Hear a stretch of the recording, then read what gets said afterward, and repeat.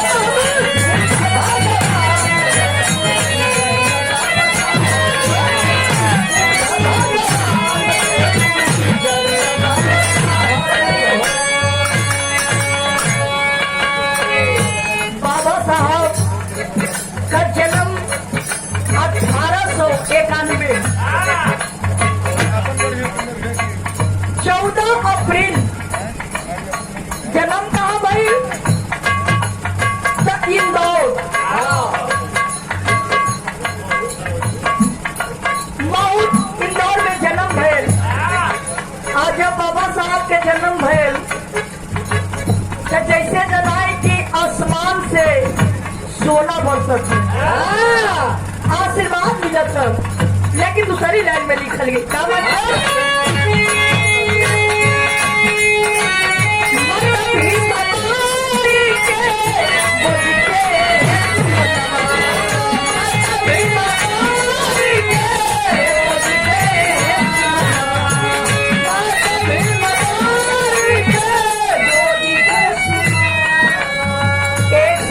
क्या पुरस्कार आज के इस महफिल के शान आन बान और महफिल के राजा दुल्हे साहब की ओर से 100 रुपये का पुरस्कार। बहुत बहुत सा धन्यवाद, आशीर्वाद बाबा साहब और रविदास जी करे कि आपका मनोकामना पूरा हो। बहुत बहुत अच्छा, रामा शंकर राम दुल्हा से मामा जी की ओर से 50 रुपया बहुत बहुत अरे माता भी मोदी के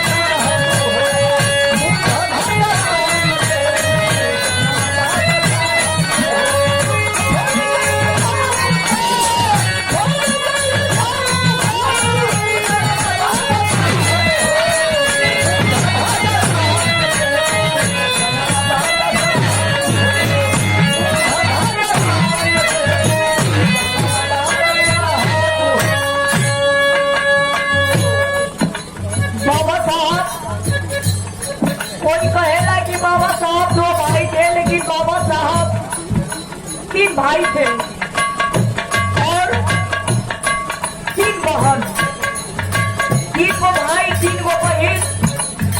जिंदगी गरीबी में बीतत रहल, लेकिन होनहार वीरवान के होत चिकने पार।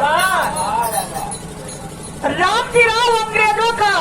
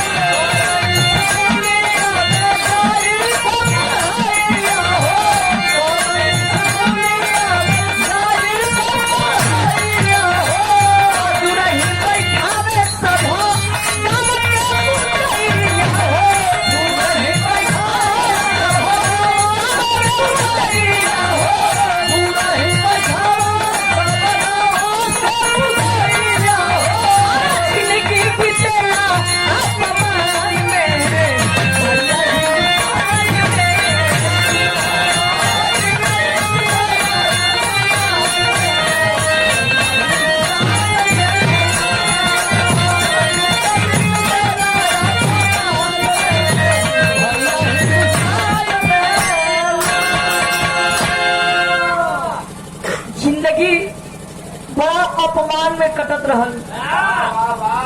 समय बहुत कम बा, या भाव बदल गए।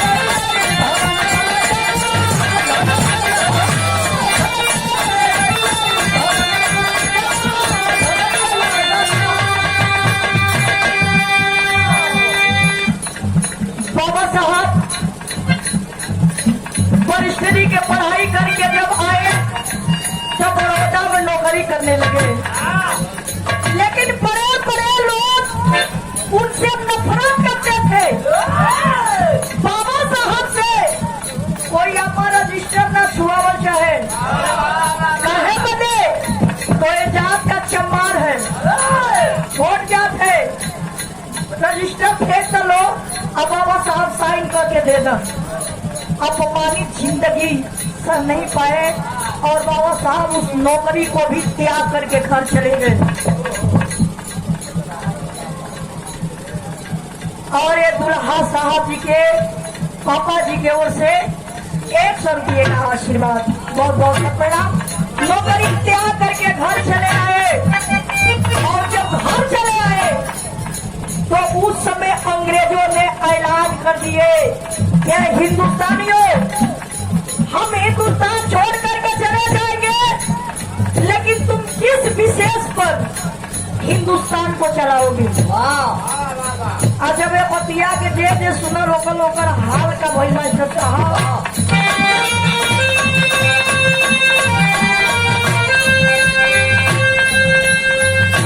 पतिया के सुनी के सब हो, पतिया के सुनी के सब हो,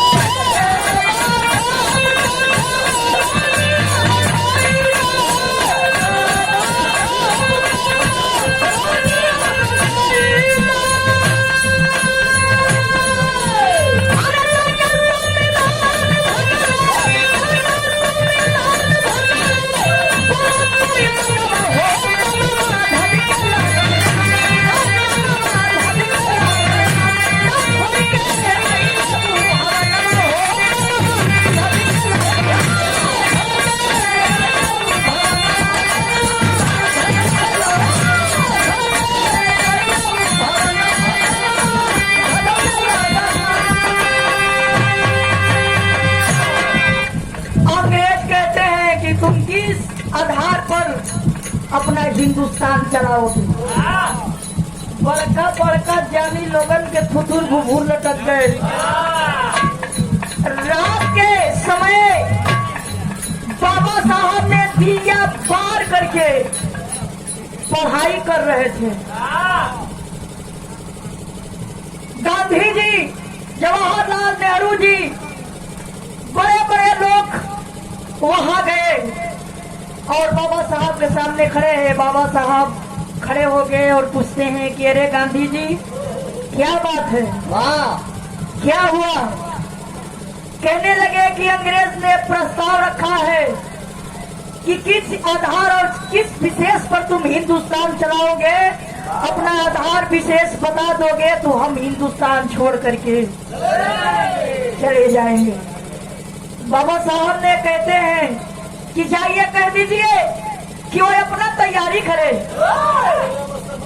प्रमाण मिलता है कि 24 घंटा के अंदर बाबा साहब ने संविधान का प्रारूप बना करके और अंग्रेजों को दिखा दिए। अंग्रेजों को दिखाए और अंग्रेज हिंदुस्तान छोड़ करके चले गए। लेकिन अब यार कुछ साजिश में लपट गई। रे बाप रे बाप, इसे इतना बड़का आदमी हो गई कि करे कहले पर अंग्रेज चल दिले। बाबा साहब जब देश बंटवारा होने लगा, जिन्ना साहब ने पाकिस्तान ले लिए, जवाहरलाल नेहरू गांधी जी हिंदुस्तान ले लिए, तो बाबा साहब एक ही प्रस्ताव रखे, एक ही मांग रखे, क्या कि हमें भी चमरिस्तान चाहिए, हमें भी चमरिस्तान चाहिए। यही बात तो घाव कर गई कि रे बाप रे बाप, जात का चमार ऐसा आगे बढ़ गए। लोग गद्दारी कर दिए। क्या गद्दारी करना बेटा साहब, सविता के साथ, सविता के साथ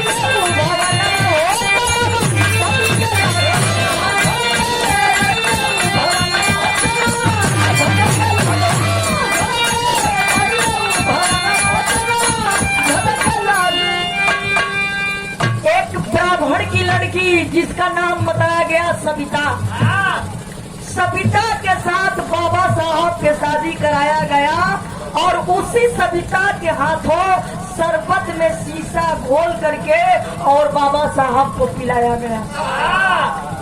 बाबा साहब 1956 में इस दुनिया को छोड़ करके चले गए।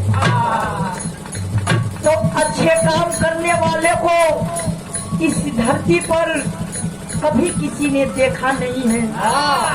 कोई हो बढ़िया काम करबो तो तुरंत आदमी कहेगी सलाह के जल्दी गोली से मारो। इंदिरा गांधी के लोग मार दियो, राजीव गांधी के लोग मार दियो और सारा जगह मारे।